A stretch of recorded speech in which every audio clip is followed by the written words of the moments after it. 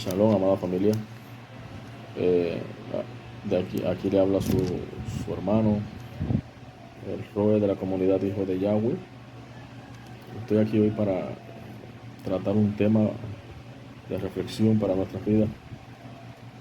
En medio de todas las dificultades que hoy estamos pasando, fundamentalmente lo que vivimos aquí en Cuba, y conocemos todo lo que estamos aconteciendo, que se nos hace difícil la alimentación, incluso para nuestros hijos, incluso lo que trabajamos se nos hace difícil, incluso hasta coger un transporte, y a veces hemos pensado en dejarlo todo.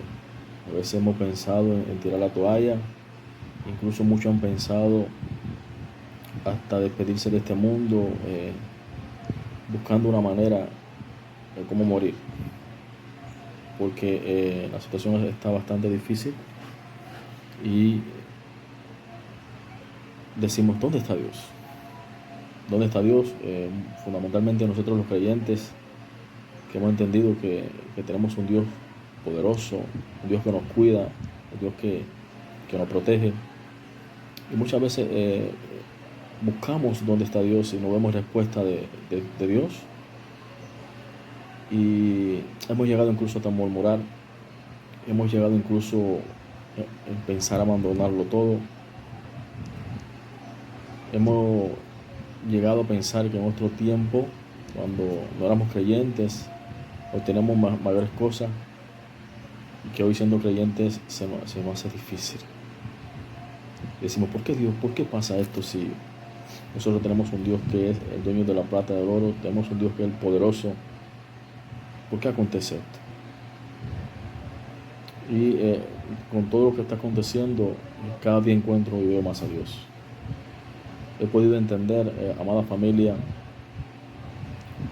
hoy, por qué Dios sacó a su pueblo de Egipto y lo pasó 40 años por el desierto.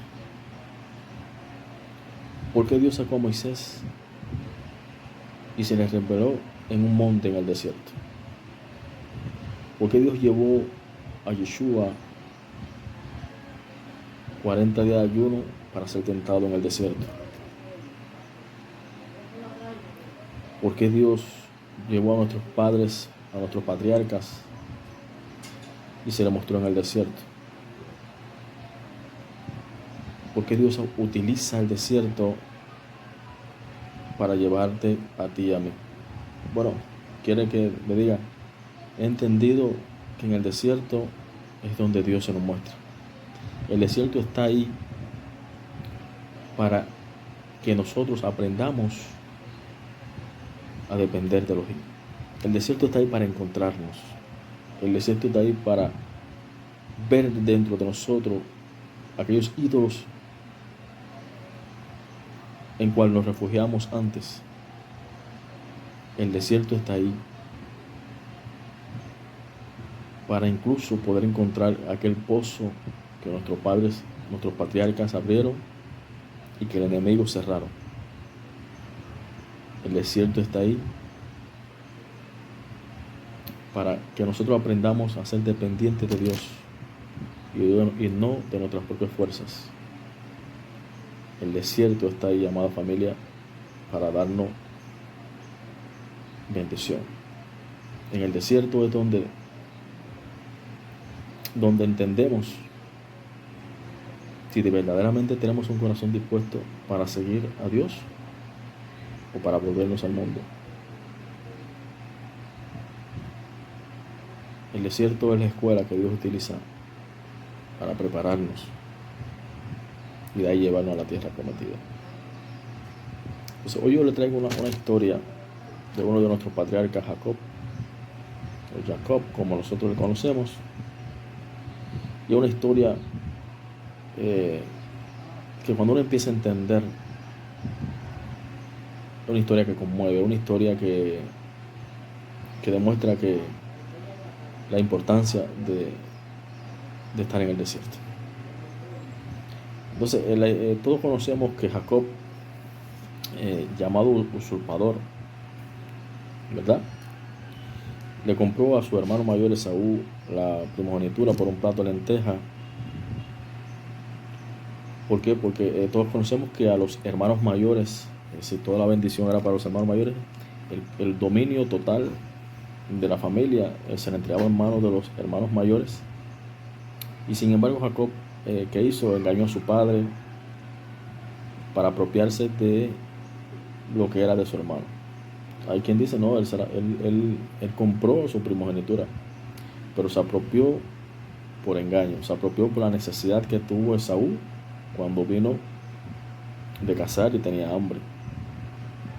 Pero incluso fue a su padre, que era el que podía entregar la bendición, y engañó a su padre pasándose pasar por su hermano.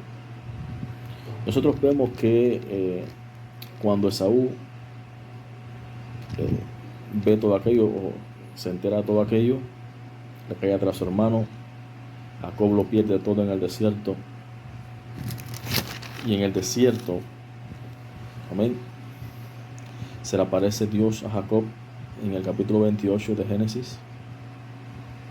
Y es donde allí Dios promete una gran bendición para Jacob. Amén.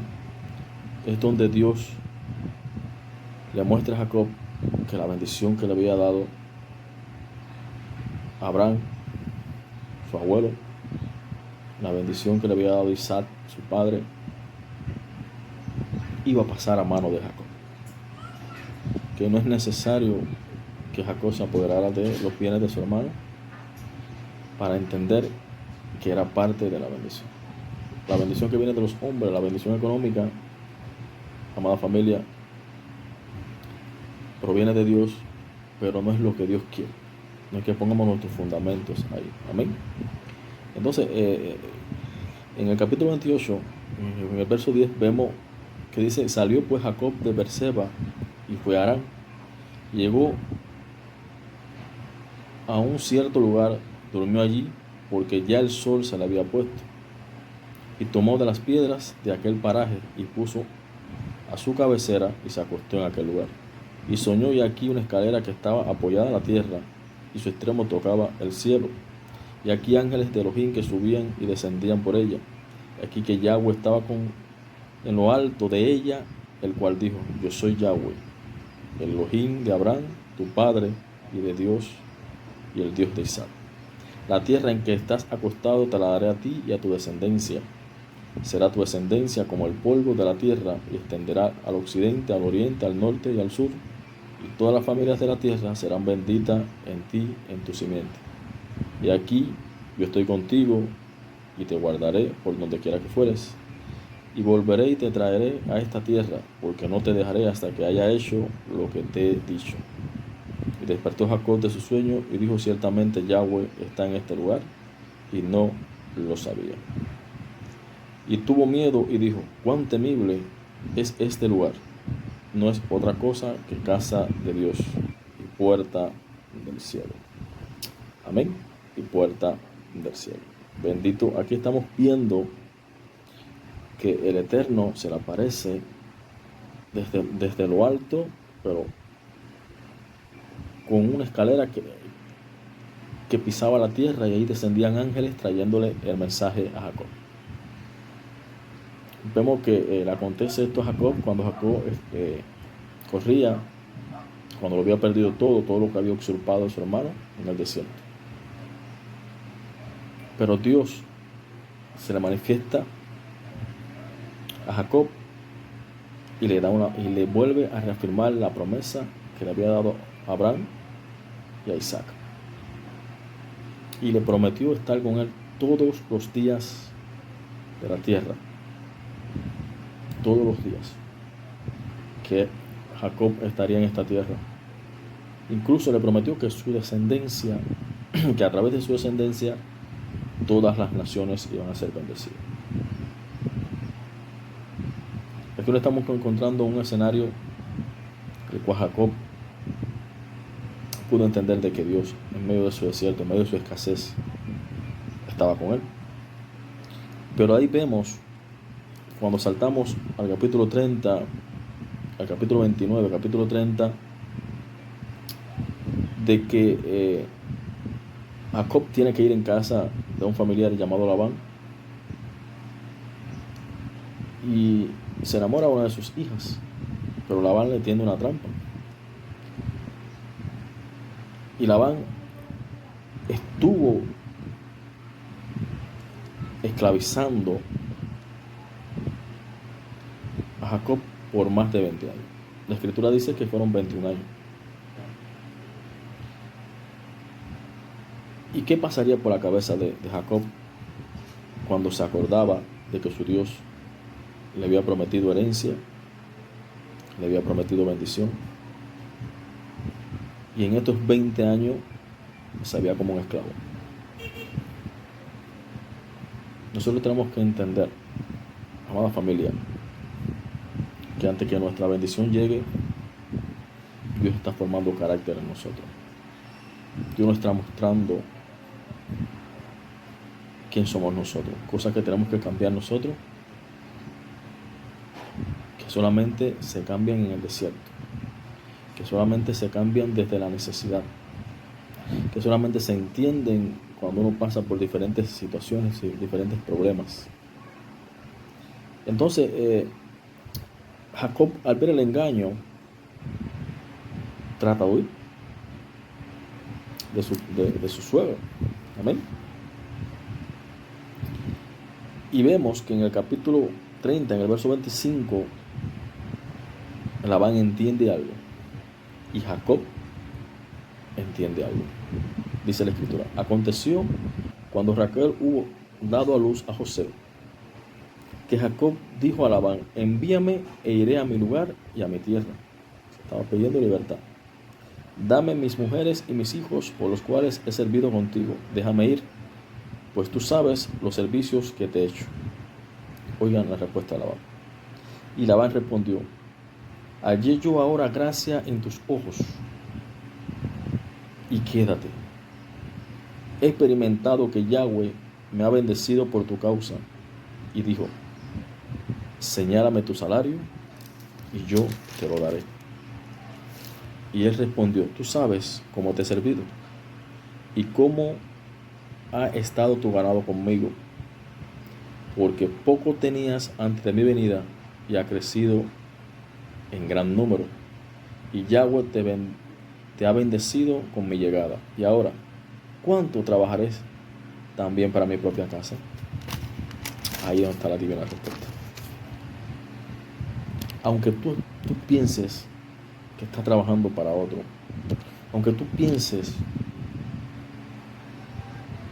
que por los problemas que estás pasando, Yahweh no está, Yahweh está. Yahweh bendice tu alrededor. Yahweh bendice todo lo que tú tocas, aunque no lo creas. Yahweh siempre ha prometido estar contigo.